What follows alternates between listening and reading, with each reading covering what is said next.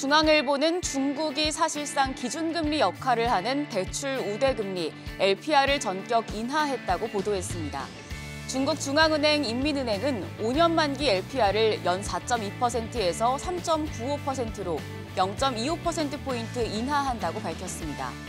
5년 만기 LPR이 4% 아래로 떨어진 건 이번이 처음이며 2019년 제도 도입 이후 역대 최저치입니다.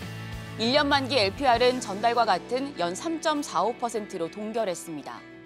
인민은행이 LPR을 조정한 건 6개월 만입니다.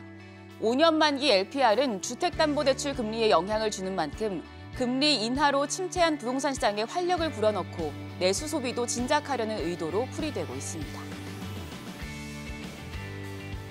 동아일보는 일본이 인공지능 AI용 차세대 반도체 기술 개발에 450억엔, 약 4천억 원을 투입하기로 했다고 보도했습니다. 일본 정부는 자국 차세대 반도체 연구개발 거점인 최첨단 반도체 기술센터 LSTC가 진행하는 차세대 반도체 기술 개발에 대한 예산 지원을 결정했습니다. LSTC는 데이터를 서버로 보내지 않고 AI가 내장된 기기에서 처리하는 엣지 AI용 반도체 설계 기술을 연구합니다. 경제산업성은 이와 별도로 1나노급 차세대 반도체 연구 개발도 지원하기로 했습니다. TSMC 공장 건설에 수조 원의 막대한 보조금을 투입하는 데 이어 반도체 관련 개별 기술 개발에도 정부 예산을 투입해 경쟁력 제고에 나서는 모습입니다. 매일경제신문은 삼성전자가 인공지능 AI 연산의 두뇌 역할을 할 차세대 AI 반도체 개발에 착수했다고 보도했습니다. 삼성전자는 인간처럼 생각하고 행동하는 범용 인공지능 AGI 개발을 위해 미국 실리콘밸리의 특별 연구 조직을 신설했습니다. 이 조직의 리더는 구글 텐서 처리 장치 개발자 출신 우동혁 박사가 맡습니다. 글로벌 종합반도체 기업인 삼성전자가 AI 두뇌 개발에 본격적으로 뛰어들면서 그래픽 처리 장치로 세계 AI 반도체 시장을 주도하고 있는 엔비디아의 아성을 흔들 수 있을지 주목됩니다. 현재 샘 올트먼 오픈 AI CEO와 손정희 소프트뱅크 회장 등이 차세대 AGI 칩 개발에 뛰어든 만큼 AI 반도체 패권 경쟁은 한층 치열한 생존 싸움으로 전개될 공산이 큽니다.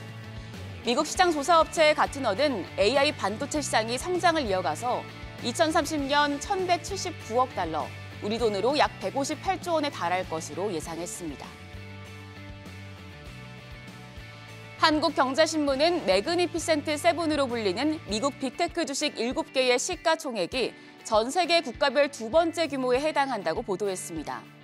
도이체방크에 따르면 알파벳과 애플, 아마존, 메타, 마이크로소프트, 엔비디아, 테슬라 등 M7 시가총액은 13조 1천억 달러, 약 1경 7,500조 원으로 중국 상장사를 모두 더한 11억 5천만 달러를 뛰어넘었습니다.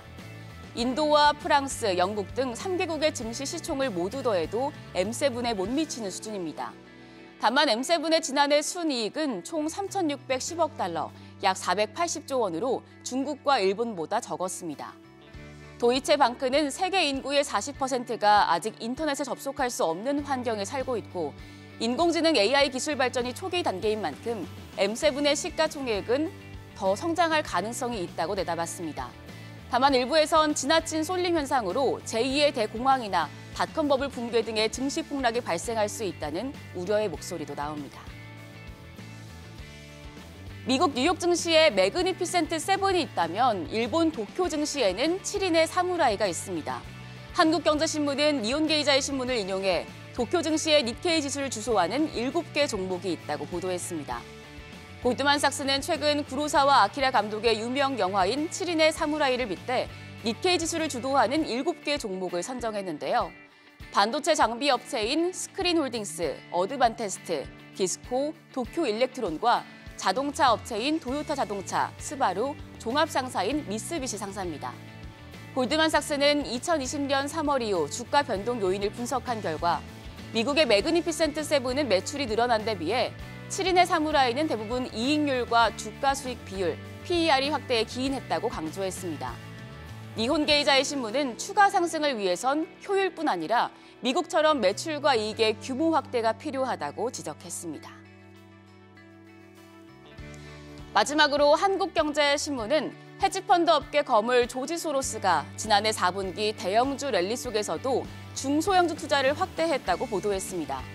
소로스가 설립한 소로스 펀드 매니지먼트가 현지 시간 19일 미국 증권거래위원회에 제출한 주식 보유 현황 공시입니다.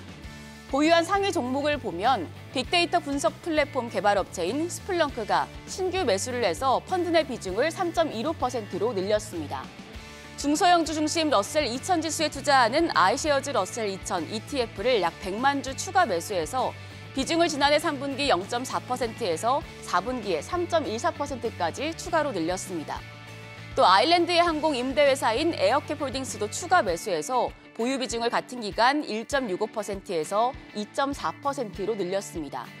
이 밖에 제트블루와 스프릿 항공, 선컨트리 항공 등 미국 저비용 항공사 주식도 신규 매수했습니다. 한편 알파벳 같은 기술주 투자를 이어갔지만 최근에 급등한 영국 반도체 회사 ARM 홍릴스 지분을 매도해서 최근 시장을 주도하는 인공지능 AI 랠리 수익 기회를 놓쳤다는 평가도 나오고 있습니다.